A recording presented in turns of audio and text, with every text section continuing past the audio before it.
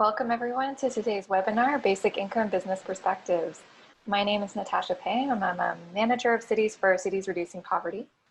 Before we get started making today's introduction to our speakers, I'd like to start by thanking Tom Cooper and the Hamilton Roundtable for Poverty Reduction for helping us to assemble this webinar, which is the latest in the learning series exploring basic income in Canada. And I'd like to introduce to you to Deirdre Pike of the Hamilton Social Planning and Research Council, who's going to share the land acknowledgement with us.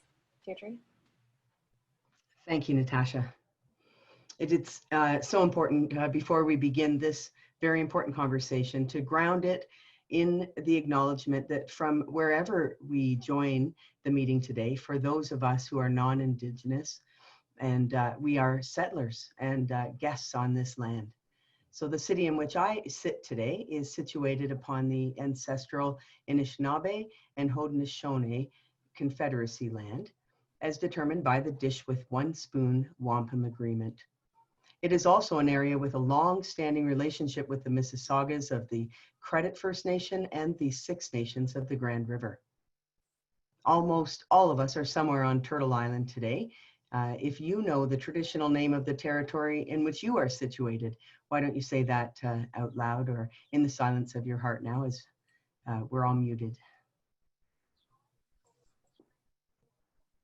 We are grateful to the Indigenous people of Turtle Island who have cared for these lands since time immemorial. We hold our hands up to their amazing resistance, resilience, and strength in the face of ongoing dispossession and colonial violence. To acknowledge these lands is to take one step in demonstrating our commitment to beginning the process of dismantling the ongoing legacies of settler colonialism. May we bring that same commitment and spirit of truth-telling and reconciliation to our conversation today. And so be it. Thank you for helping to ground us, Deirdre. Now I'd like to introduce everybody to today's guest moderator, Tom Cooper. For the last 9 years, Tom has served as director of the Hamilton Roundtable for Poverty Reduction, a collaborative organization formed to tackle the city's unacceptable levels of poverty. Through the Roundtable's work, Tom has engaged governments at all levels to invest in poverty reduction initiatives and work to give people experiencing poverty a voice in the decisions that affect their lives. He's advocated for social assistance rates that reflect the real cost of living, fought to end predatory lending in Ontario, and helped co-found the Ontario Living Wage Network. Welcome, Tom. I'm going to hand it over to you to introduce today's webinar panel. Thank you very much, Natasha. It's great to join so many of you today on this important conversation at this important time. We have 3 terrific speakers, panelists today to discuss their perspective on basic income.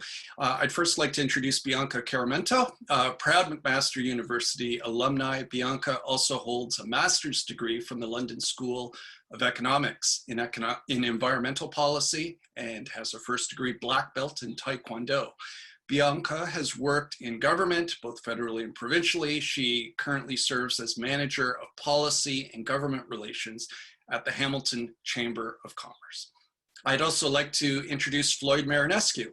Floyd is CEO and co-founder of C4 Media, which provides software development news and learning events serving 1.2 million online on infoq.com and 8,000 attendees annually at the QCon conferences in San Francisco, New York, London, Beijing, Shanghai, and Sao Paulo.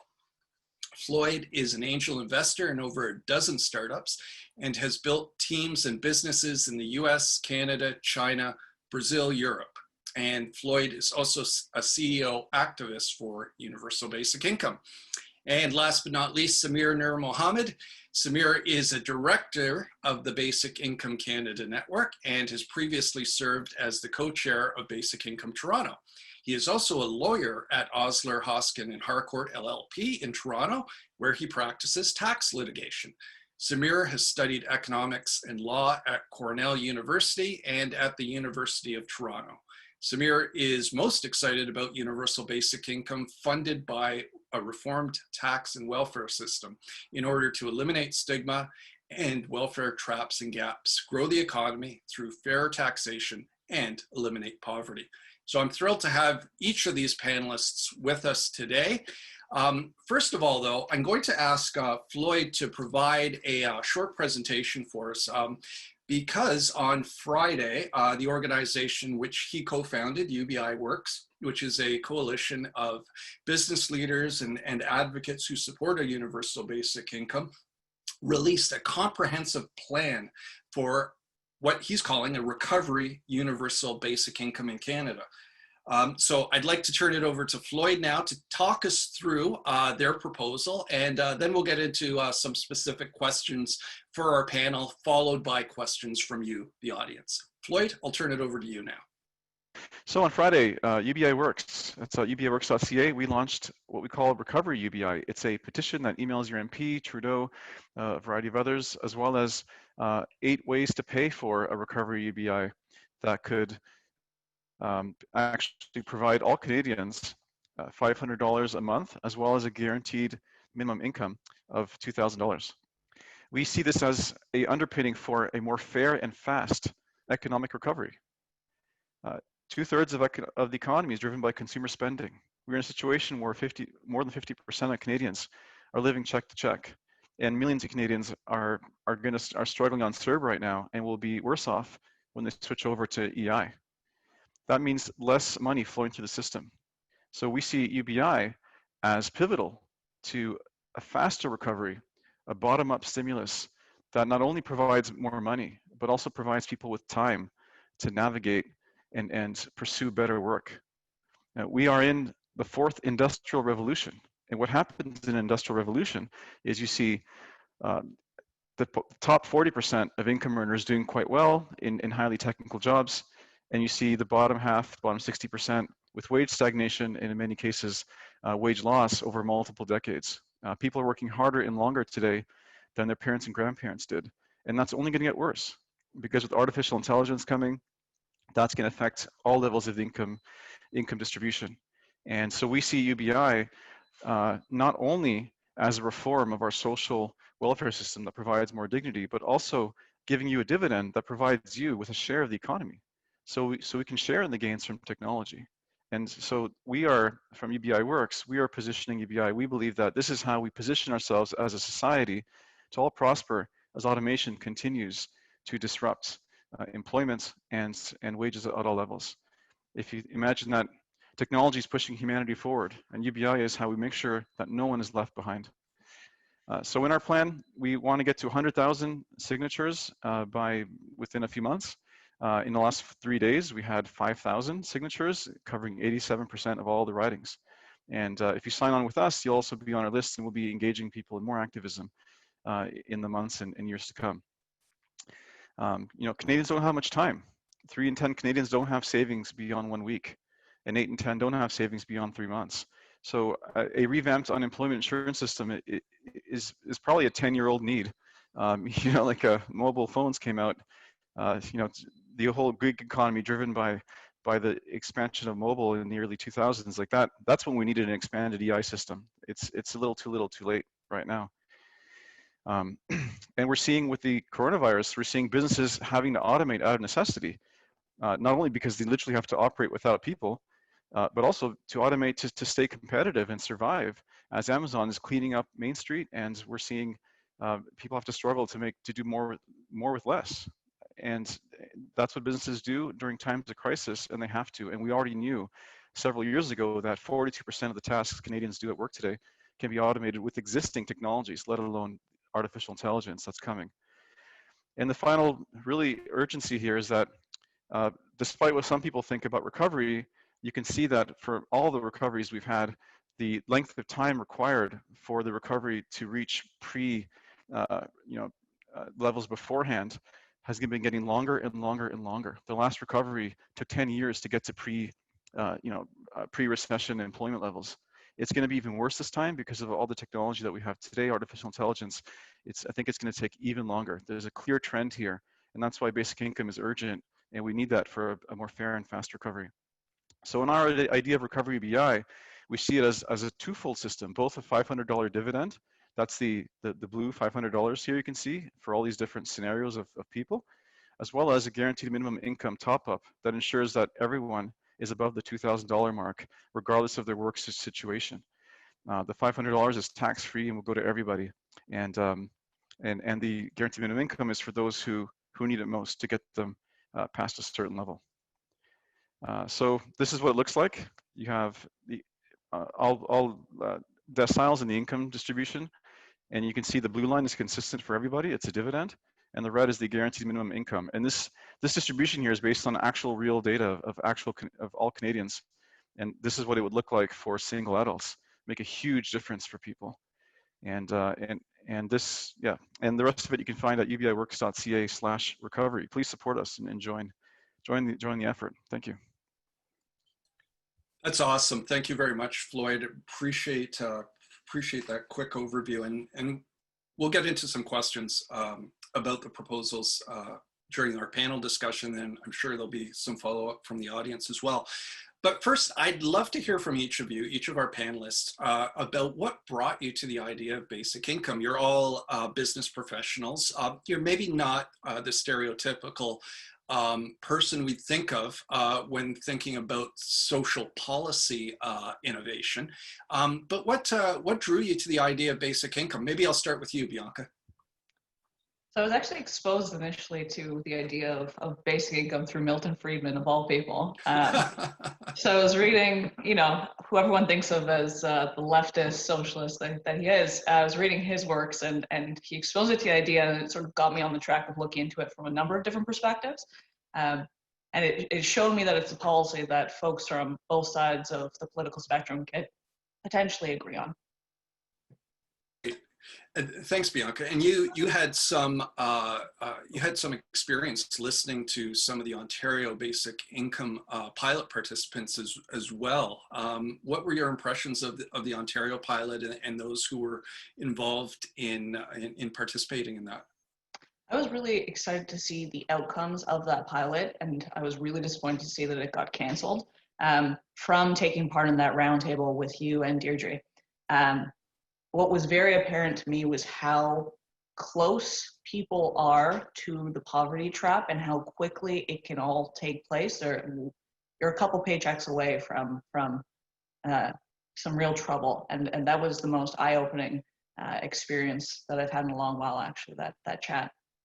Appreciate that, thanks. And Floyd, we've talked several times, and I've seen your TEDx presentation. Can you talk us through a little bit about what brought you to the idea of universal basic income? First heard Elon Musk talk about it, and I thought, wow, we can have a world where we have the economy that we have all the innovation that a free market system creates, and we can have no one left behind, everyone having a chance to pursue their potential.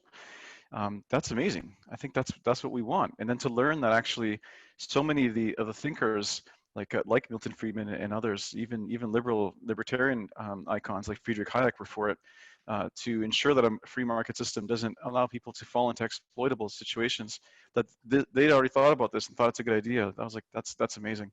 But from a personal perspective, I grew up in a house of domestic violence, and if my mother had a basic income, she could have left. She would have had more respect for sure, because I think freedom and respect comes from having options. And when people enter poor circumstances, they become more prone to exploitation and vulnerability. And I don't think a fair and decent economy should allow for that. And it shouldn't. So I think we have alignment from all sides of the political spectrum that there's a better way than what we have now.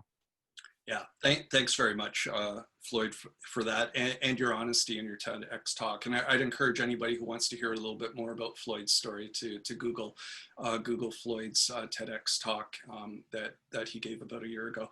Samir, same question to you. What drew you to BI? Sure. Well, first I should probably just say as a lawyer that all the opinions I make today are just mine and mine alone, and not my law firm or my clients. You know, you'd be surprised by people who need to hear that, but nothing I'm going to say is legal advice. It's just my personal opinion based on my experience. So that said, I first heard about UBI about a decade ago when I was studying economics, and I pretty quickly ruled it out as being completely unaffordable. And I didn't actually take it seriously or really think about it until about 3 years ago when, as a tax lawyer, I came across something called UBI FIT, which is Universal Basic Income with a flat income tax. And it was the first idea that I'd ever heard of where a UBI was not only totally affordable, could make almost everyone better off. And so that really got me interested in it. And I think since then, I've been just kind of playing around with the different policy levers in that sort of model. And I'm sure I'll talk about it a little bit more today. Yeah, well, let's get right into that, Samir. You're a tax lawyer, as you've indicated, but you've had some very intriguing ideas about how a basic income might work with some modifications to Canada's tax system. Can you walk us through that a bit? Some of your ideas and what how a basic income with a reformed tax system might come to be.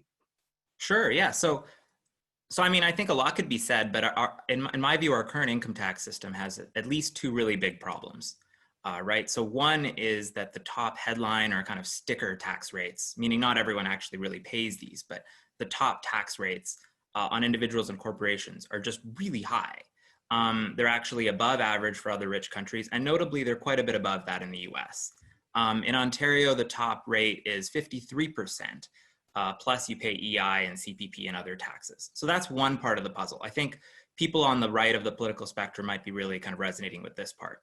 The second point is that our tax system is just riddled with complexity and tax breaks that cost a lot of money and often work at cross purposes. So just to make this concrete, we spend $300 billion every year in Canada.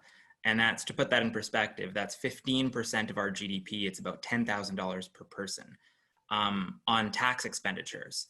And that's just government spending that you don't hear about as education or healthcare or roads or anything like that. It's just government spending through targeted tax breaks. And so solving these two problems together, the really high tax rates, and then these tax breaks that basically ensure that nobody pays the high tax rates. I think solving these two problems together would certainly encourage innovation, with lower tax rates or investment. And higher productivity. It would actually increase our tax revenues because that's how expensive the tax breaks are. And if you think about what we can do with increased tax revenues, well, we can fund a basic income. And so basic income is sometimes seen as really pie in the sky. And I think nothing is actually further from the truth. So you'll hear about several types of basic income in the media and probably on this panel. And a lot of them, there's a lot of plausible ways to pay for them. Take a look at UBI Works that Floyd's put together. I've been kind of working on tweaking different policy levers to just really maximize how many people can be made better off. Like what I don't want to see is a basic income that, helps the poor, which is great, but, working people have to pay for it with higher taxes. And so that's not what Floyd is working on, and that's not what I've been working on. So here's my proposal. I'm looking at a universal basic income where every person in Canada would get $24,000 per year. So that's about $2,000 a month, and it could be adjusted for household size. Now, our existing income tax rates would have to be modified. The result would be that everyone faces a flat income tax rate of 38%. So I call this that UBI FIT, and it's so $24,000 a year and you pay a 38% tax rate. And how would we pay for this? We would pay for this kind of what I was talking about earlier. So we would eliminate three categories of what would now be redundant programs. So to be clear, what we're not talking about EI, we're not talking about CPP, we're not talking about old age security, guaranteed income supplement, we're not talking about disability programs, we're not talking about any social programs. What we are talking about getting rid of is cash social assistance for poverty, like Ontario Works in Ontario.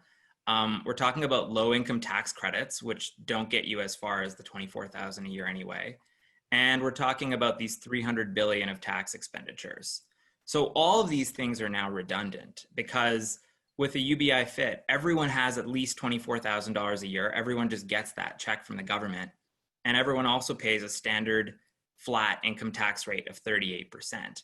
And what's interesting about this is that almost every worker would actually be made better off by this. And we could also make virtually every business better off too, because this part of this program could be to reduce the corporate tax rate to 0%.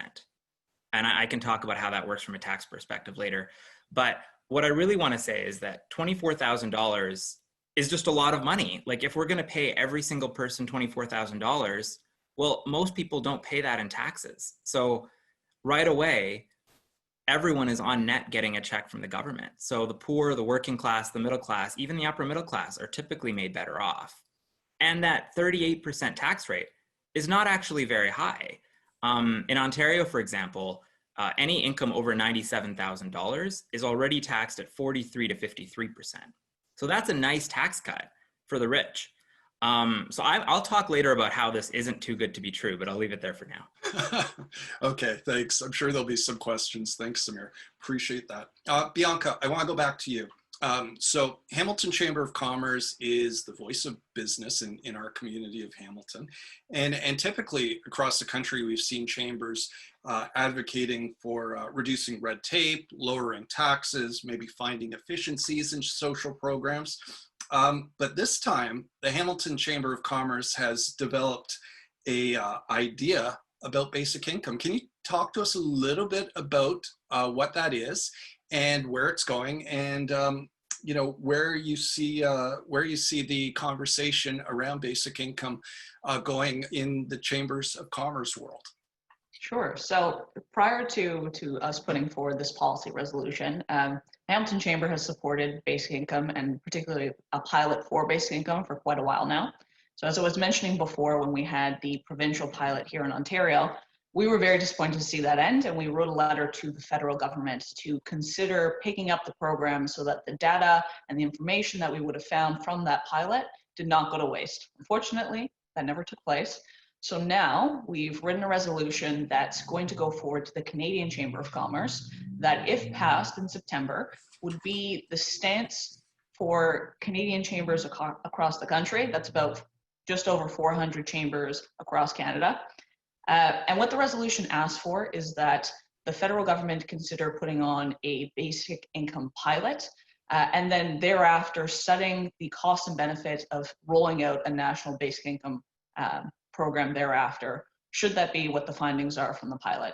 So that's the resolution itself. And really the rationale for the Hamilton Chamber for putting forward a basic income pilot resolution to begin with is really looking at labor market disruption. And I use that as a sort of umbrella term, because whether it's a pandemic, as we're seeing right now, which is definitely a labor market disruption, or if it's what Floyd was mentioning before with automation, there are going to be a number of labor market disruptions in the future. It's not a matter of if, but it's a matter of when. Depending on who you talk to, I think Floyd mentioned something like over 40% of jobs potentially being auditable. The OECD puts it somewhere around 14%. Regardless, folks' jobs are going to be changed in some way or another, and something like a basic income is our way, or our suggested way, of being able to deal with that labor market disruption in a way that allows people to avoid the poverty trap and potentially look at things like upskilling or reskilling when things like automation and that labor market disruption takes place. So we'll see how this goes in September, but I am excited to see the conversation move towards a new, more efficient form of social assistance among the chamber community.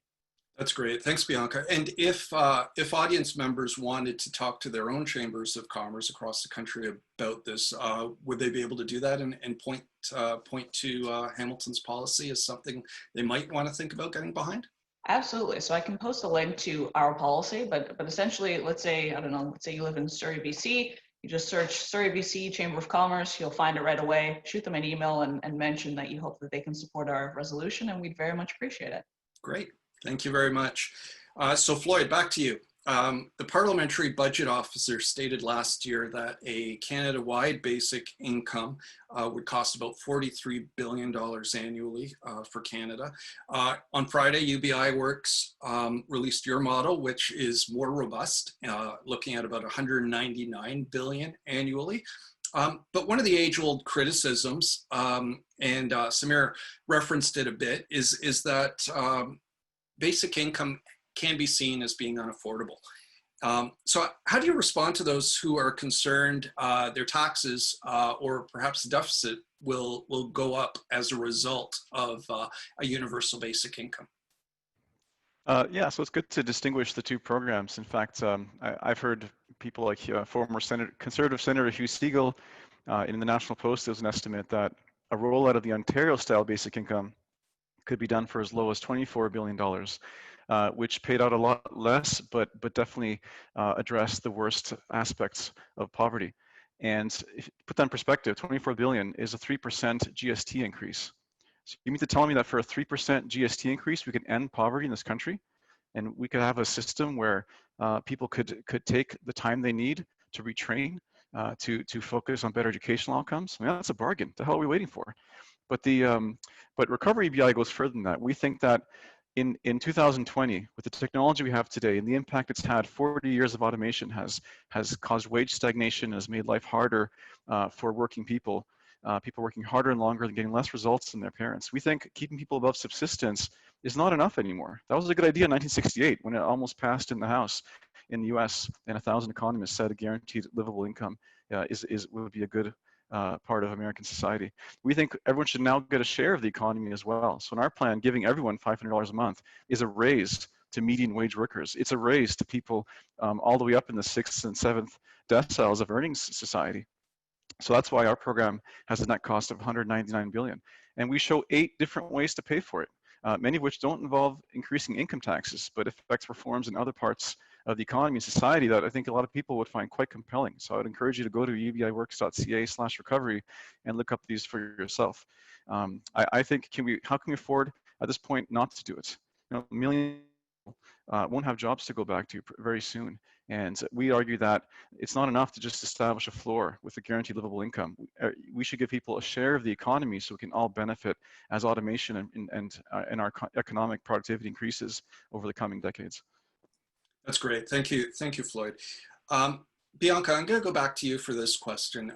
So there's no doubt that the COVID-19 shutdowns and the economic disruption that followed has had a devastating effect on small businesses. But we also know that women, racialized communities, and low-wage workers have been hit particularly hard over the last 6 months. A couple of weeks ago, the Hamilton Chamber of Commerce released a economic recovery blueprint that indicated, and let me just get the quote correct here, COVID-19 has highlighted the barriers to social equality in our society. So my question is, do you think basic income needs to be part of a post-pandemic recovery to help bridge that inequality gap? And also, are there other social investments in society we need to look at? Right, so you'll note that in the recovery document, there isn't a mention of basic income as one of our suggestions or recommendations when it comes to the recovery, and there's a reason for that. So while we support the start of a pilot, right now the work hasn't been done. So for example, as I mentioned earlier, you know, if Doug Ford hadn't canceled the pilot in Ontario, maybe we'd have something to go on so that we can say exactly what the policy would look like and what sort of lessons we can learn. But until that work is done, the Chamber wasn't necessarily comfortable with suggesting that this is something that we should be looking at as a recovery measure. And that's nothing against Floyd and his proposal. And he's obviously done a lot of hard work into thinking about exactly how it would roll out. But BI is complicated. There's a lot of considerations to make, whether it's universal, what the amount is, does it go towards households, does it go to individuals? There's a lot of different pieces that we need to consider. And as Samir was noting as well, whether it's a flat tax rate or elsewhere, there's probably likely a need for some form of tax reform if we were to put in and implement a BI. So those are all sorts of things that I think need to be sort of sorted out prior to using BI as an immediate recovery measure. That said, there's a number of other measures within our policy proposal that would arguably work to do similar things. So for example, one of the things that we propose is providing funding for folks to either reskill or upskill, particularly women, because as a number of people have pointed out over the past few months, contrary to past recessions in the past, which has been sort of called a he-session, this current recession and downturn that we're seeing because of COVID has been called the she-session because of the different industries and sectors that it's particularly affected, largely female-dominated. So in order to compensate for that fact, we'd like to see some retraining, reskilling of women in particular. Also, another area that something like a basic income could potentially help with, but we also see other means of addressing the issue is something like affordable childcare. So in order for a recovery to take place, if half the workforce is unable to return to work because either their children or their own family care needs can't be addressed, that's a problem for the economic recovery. And that's something that we're hoping to see this federal government take some sort of action on. But there's a number of ways to skin a cat, so to speak. So there are different ways of addressing the economic recovery that may or may not include BI. Thanks, Bianca. Samir, I'm going to go back to you. So I talked to Floyd about the overall cost of BI as one of the criticisms. One of the other age-old criticisms of basic income is that it will disincentivize work. And we've seen a little bit of that flavor in that conversation during the pandemic as the federal government rolled out the Canadian Emergency Relief Benefit. And there's been some pushback saying that it is disincentivizing people from going back to work. So my question to you, Samir, is does basic income disincentivize work, or does it provide, and I think I probably know the answer to this, but does it provide a foundation to help people get back into employment? Yeah, I agree with you completely. I mean, it does not disincentivize work. I think the opposite's true. And I think a big part of the puzzle is when people think about UBI, they forget that we're not starting from zero. We're not looking at this in a vacuum. We have a current system. We have a current welfare system, a current tax system. And so you have to kind of think about the transition from the existing system to UBI. And so the idea behind a universal basic income is that it's a check paid to everybody. You get it if you work, you get it if you don't work. So if you go from not working to working, you still get the check. There's no difference. And I like to think of two words. I like to think of the word empower and the word punish. So what discourages work is punishing them, punishing work, right?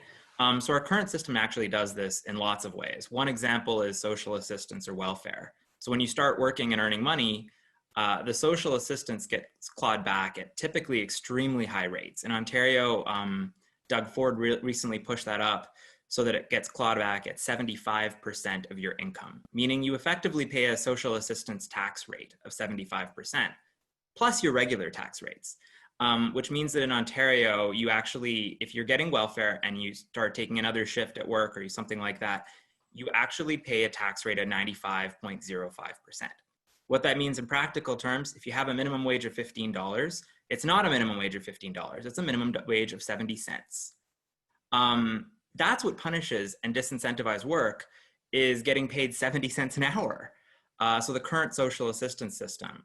That's also true of the really high tax rates on highly paid workers and businesses, which can also discourage work and productivity. And so I see replacing all of these existing systems with a UBI fit with kind of reduced marginal effective tax rates as a way to like really encourage people to work, innovate, and grow the economy. And so just, I think like, if you think about UBI fit, what it does is rather than punish people, it empowers them. So they have the opportunity to find the right job for them. They can, cease work for a little while to educate and train and go back to a better job. They can leave a dead-end job for a better one. Or, I mean, I think even better, they can negotiate and bargain for a better salary because now they have a bargaining position, which is that if you don't, if you can't get a better salary and if you have to leave that job to really cement your negotiating position, well, at least you can survive in the meantime. Great. Thank you. I also want to add something. There's an important Floyd. meta-study by Professor Richard Gilbert. He looked at 16 trials that ran all over the world in the last 50 years and found that 105,000 people received basic incomes in clinical trials, and there was no meaningful diminishment of labor participation.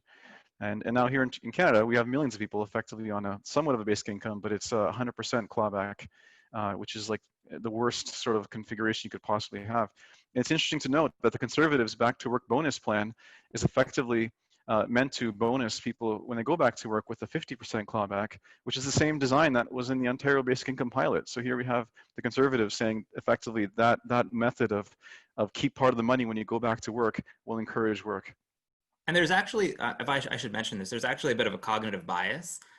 With UBI, people tend to think that it'll make people lazy, right? I think that's just kind of elephant in the room here. And that's just standard cognitive bias, kind of a fallacy of psychological thinking. When they do a study and ask people, if you got a UBI, would you stay home? Versus if you got a UBI, would other people stay home? People had radically different answers. So people thought that, like virtually nobody said they would stay home if they got a UBI and wouldn't work. And virtually everyone thought that other people would be lazy. Yeah, that's a great point, Samir. And I think we can all see that in our own lives. Many of us have been cooped up for the last 6 months, and we're going a bit stir crazy and want to get out there. And I can say from personal experience in my 20 years as an anti-poverty advocate, people want to be part of the solution. They want to contribute to society and to their family. So I would certainly agree with you on that. Floyd, last question going to you before we turn it over to some of the audience questions. One of the intriguing pieces in your proposal that was released Friday was the idea around basic income, universal basic income as a return on investment. So your website states, $1 provided in basic income contributes $1.97 to Canadian GDP, gross domestic product. Can you unpack that a little bit for us and explain how a universal basic income could actually improve GDP in Canada? Yeah, thanks for that opportunity. So the Canadian Centre of Economics Analysis, an economics research institute that does a lot of work for government, did a study commissioned by UBI Works that looked at the Canada Child Benefit, which is effectively a national basic income that we already have. Over 400,000 adults in Canada are getting more than $1,000 a month right now from this program because they have children in various income circumstances. Over 1.1 million families are getting more than $600 a month right now. And we looked at this program, or they looked at this program, and found that for every dollar invested, almost $2 of GDP resulted. Over a 3-year period, it added 2.1% to Canada's GDP and contributes the equivalent of 453,000 jobs. That money flowing from the bottom up in the system increases the velocity the velocity of money, the number of times money changes hands. It's a trickle up stimulus. And the report further saw that $24 billion, which is the cost of it until recently, that amount actually resulted in $85 billion in business revenues. And I think it was over 24 billion in business profits. So it's almost like a one-for-one return. And not only that, 55 cents of every dollar invested came back to the government in terms of new tax revenues, because this was a stimulus. So to me, I mean, the economy consists of people. So if everyone has this basic amount to live off of, you are now having a much better functioning, more dynamic economy where money is circulating better, the velocity of money has been increased, businesses have more predictable revenues, and we're maximizing the best asset a market economy has, which is its people and their propensity to spend past a certain point. And then have the ability to retrain and find the jobs that work best for them. Thank you very much, Floyd. And thanks to all of our panelists for that part of the discussion. I'm going to move next to your questions. We have quite a few of them already. We'll try to get through as many as we can, but if we can't, we'll ask our panelists if they might be able to help answer some of these offline, and we'll send that through to you with the email in a few days. But let's move. Our first question is really one that's been talked a little bit in the panel discussion, but the idea that basic income proponents, or at least some, believe universal basic income should replace the current welfare state. And how do we compensate vulnerable people, people who are receiving disability benefits, old age security, childcare incentives, etc. And both Bianca and Samir talked a little bit about this, but can we, any further thoughts on whether it's an if or this or that proposition? What do you think? Can a UBI include other robust social programs? Bianca, do you want to go first? All right, I was going to see who was going to take it. Yeah, absolutely. So I think this is sort of what I was referencing, or at least part of what I was referencing when I was saying that BI is complicated. So in order to sort of figure out how you're going to implement this program, you need to come to terms with if any of the other existing social assistance programs need to continue, and which ones if so. So what a lot of folks, and including the Ontario Basic Income Program included, was the replacement of certain social assistance programs, but not necessarily all. So in a world in which there was a UBI of, let's say, $2,000 a month, whether or not that would suffice for an average person or an average family may be true, but whether or not it accounts for things like if you're living with disabilities, if you're living with someone who's sick, or all the numerous other aspects of someone's life that could further complicate the sort of need that you have and the expenses that you might have. So being able to go through each and every social assistance program, I think would be an important part of figuring out and developing BI. Great. Any other thoughts? Yeah, sure. I'll just add that I think a big part of this is I totally agree with Bianca that there's so many ways to like look at basic income and how it should work. And I've always liked the idea that basic income should really be viewed as a human right. And so that would be the path I'd ultimately like to see. And I think we'll ultimately be there. It's just a question of whether we get there sooner or faster than other countries. And if you think about it as a human right, then I don't see why it would take away other programs which have different purposes. So I've always thought about it as UBI should replace totally redundant programs. It should replace Ontario Works or other similar welfare programs that literally exist to solve poverty. It should replace other such poverty alleviation programs like that are in cash. But it should not take away in-kind programs or housing programs, or certainly not, real social programs, and which I think is really the bulk of the welfare state. And I also think in that vein, it should not replace EI, which exists for when you're in between jobs, or CPP, which is something that you fully fund for your own retirement, or old age security, or kind of other seniors programs like the Guaranteed Income Supplement, which are there for seniors. So I think a UBI should be for all adults, including seniors, but I don't think that means we should take away seniors programs. Great. I also want to add in the recovery UBI proposal, we are envisioning that this is something that is rolled out quickly on top of existing programs with minimal agreement between levels of government to not claw back other programs. Why? Because it's fast. And it could take months and years to negotiate the kind of consolidations that a lot of people discuss in the context of a basic income, and that can happen later. So we see this as something that can be rolled out without affecting any existing needs-based supports. Simply do the top up and then sort out the details later in a compassionate manner that does not take away any in-kind services that people rely on. Thanks, Floyd. So I have a question from Kurt here, in making a very important point, I think. So far, the modeling ignores the differences in the cost of living across the country. So for example, $2,000 a month in Regina would go way further than $2,000 a month in Toronto. So what are your thoughts? Maybe I'll put it to you first, Floyd. What are your thoughts about looking at regional differences in costs of living?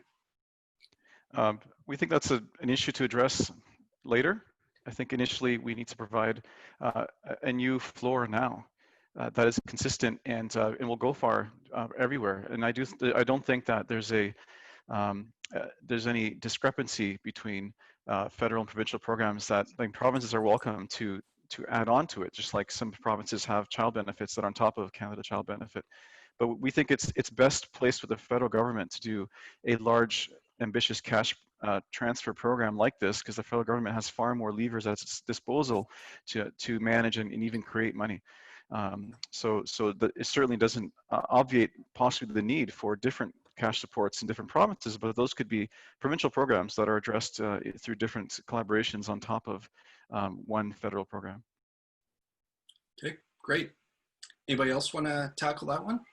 We good? Yeah, the only thing I'll add is that, I mean, we have 3 levels of government, and I completely agree with Floyd that, this I think should ultimately be a federal program, maybe with the support of the provinces, and that they currently administer social assistance. But I think that the cost of living issue is really a municipal problem. There's certain municipalities that have extremely high costs of living and some that really don't.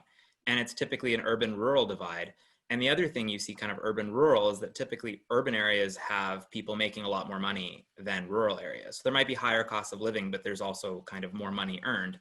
And I think that lends itself to a really natural solution, which is municipalities can add a supplement, right? So if in Toronto people make good money, or in Calgary people make good money, and they want to address the cost of living, well, I think they can have a supplement to the basic income that can be funded by the tax revenues that come from pretty high levels of income and property price spikes. Whereas in poorer areas, that might not be necessary. Great. One of the things, sorry. Bianca, go ahead. I was just going to add that one of the considerations, and I guess Samir sort of touched on it, would be considering something like a rural rate and an urban rate. But I do worry when it comes to any sort of local top-up that might get highly politicized. So I'd probably like to see something more just across the board.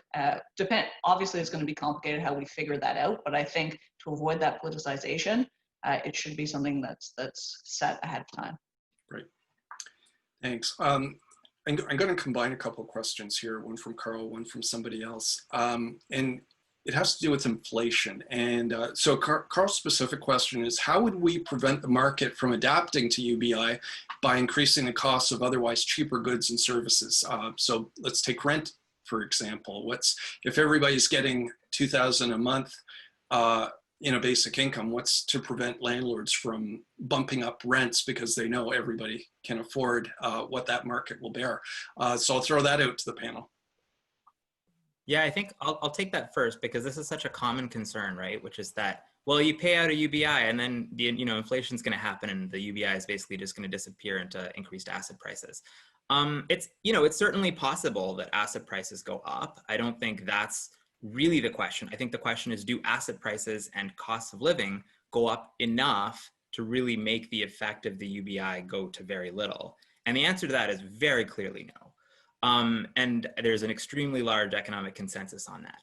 Whether or not there is a little bit of inflation is a much harder question, and depends on a lot of other factors. I just want to say, I think the real main thing that increases in inflation is an injection of monetary supply. So basically, if you were to fund a UBI entirely by debt, or entirely by kind of quantitative easing or something like that, you might see some inflation, right? Whether it's as much as the UBI, who knows? Now, if you fund a UBI through taxes, well, you're going to see a deflationary force coming from the increased taxes, and maybe an inflationary force from the UBI. And the two will likely offset each other to coming very close to neutral. Whether it's exactly zero is almost impossible to say. But maybe you have a $24,000 UBI and maybe you have $200 of inflation. That's kind of how it would work out. I would add a nuance to that. I think inflation is not only connected directly to monetary supply. We've seen America print trillions of dollars in the last 8 years, and it hasn't affected inflation at all. And so I think inflation is a factor of supply and demand. Do people have more money than the demand of what they're buying? And it's not like China and Amazon can't scale to meet our needs. In fact, that's why inflation's been low. Globalization, automation is keeping prices down and increasing the elasticity of what we can produce. And housing is an interesting question, because it's possible right now that certain categories of housing are actually, due to market dynamics, are actually being undercharging on rents. Certain landlords are not doing enough to maintain the properties to provide a good standard of living, because the rents are in some ways too low. So it's possible you might see a slight amount of inflation at the very bottom end of the housing market. But then if you trust market dynamics, that should adjust itself. Eventually market dynamics will come into play and people can just go somewhere else if their landlord is charging too much. So I would expect a very small increase, perhaps in inflation at the low end of the housing market, but I don't think it would affect inflation for someone who's at an income of $60,000, for instance, and is already renting somewhere. Why would that have any impact on that level of the housing market? So like anything, UBI should increase with inflation. So I think this stuff there might be a bit of bumpiness in the beginning, but it'll sort itself out. Okay, thanks, Floyd. Bianca, any thoughts on? Yeah, so to build on both Samir and Floyd, I think as Floyd was mentioning, really inflation comes down to too many dollars chasing too few goods, right? So to ensure that, avoid that inflationary pressure that may come with greater dollars chasing the goods that currently exist in the market, something like some form of tax offset and a revamp of the existing tax system might be able to offset any sort of inflationary pressure that you'd see with people having more money in their pockets. But when it comes to housing, in the exact same way, and towards what Floyd was sort of mentioning, if there's a greater supply of housing, which frankly, there hasn't been much of an increase over the last little while, it's been insufficient in light of how many people are currently seeking housing. And now here in Hamilton, the vacancy rate for housing is something around like 1%. It's minuscule. And a lot of that inflationary pressure would be alleviated, not necessarily by whether or not people have money in their pockets, but really what the supply of housing is and if it can suffice to provide enough for everyone. Yeah, that's important points. Thank you all very much. For my money, stepping down as moderator for a few seconds, I'd say rent controls, actual rent controls would be something else to consider as well. But put back my moderator hat. I'll go to the next question. Bianca, maybe I'll direct this one to you because I know it's in your area of interest. John asks, how do you see the upcoming reckoning with climate change make basic income even more of a necessity? How do you see climate change and basic income linking together? Well, it's a great question. And I would note that, so as I mentioned earlier on, one of the main guiding reasons for the Chamber to propose something like a basic income pilot is because of labor market disruption. So when we think of climate change and what we can expect moving forward, we can expect greater frequency in labor market disruption across the globe for a number of different reasons, be it a flood, a hurricane, or whatever it might be. We can expect to see greater interruption in markets. Another interesting point that a few different scholars have sort of pointed out is that the effect that climate change has across different populations in different areas of the world differ greatly. So if someone's at the bottom of the income pyramid, so to speak, the chances are of them being greater affected by climate change are much higher than others. So something like a basic income might be able to account for some of that inequality in terms of the effect that climate change might have. Yeah, great. And any other thoughts on environmental connections to UBI from our panelists? Yeah, I just had one thing, which is people talk about a carbon tax, and it's kind of a big topic, which is actually the concept of a carbon dividend. So you tax carbon, and you don't use that really to fund any other programs. You just pay it right back out to everyone. So you tax it unequally in terms of how much people use carbon, and you pay it out equally as a dividend to everyone. And that is a basic income, and that has been talked about by a lot of people as a way to fund basic income. So if carbon, kind of consumption continues to increase, then you have more and more support for basic income. And if it drops, well, then you've kind of helped with climate change. Great. I would also add that as job security has gone down over the last decades, discretionary time, quality of life has gone down over the last few decades with automation as a predominant reason. So has people's security with their voting, right? So when you're being scared by politicians with jobs at every turn, there's no room for discussion around the environment. So I think a basic income will actually free people to think long term, and then parties will have to adjust their expectations and their promises accordingly. So I think basic income is very key to also solving climate change, so people have more of a long-term perspective and more confidence to vote for the right party that is offering the right solutions that are long-term. Thank you, Floyd. We're going down to the last few minutes of our time together, unfortunately, and there's lots and lots of questions. So we'll try to get as many of these answered as we can offline. But I noticed there's a lot directed to Samir and really around the flat tax proposal. So one question, maybe Samir could just clarify it and clear it up a bit because others may have it as well. If I understand you correctly, the flat tax proposal will mean that a recipient of the $24,000 basic income would pay over $9,000 in taxes, leaving only $15,000 as an income, which is hardly enough to meet basic needs. Can you just clarify for Tony and for others what you meant when you proposed that, Samir? Yeah, so sure. So the flat tax would be on all income except for the UBI. It's not going to be considered income. Put differently, it's tax-free. So you just get the $24,000. You don't pay tax on the $24,000. You just pay tax on the income you have from work or from business or also other sources of income. Right. So everyone would get the $24,000, basically, not 15. Yep. Terrific. Thank you very much, and thanks for clarifying that. So I think we will end it there. Thank you so much to all of our panelists. I think this was a fantastic discussion. We are certainly living in interesting times during the pandemic and the economic difficulties that have resulted.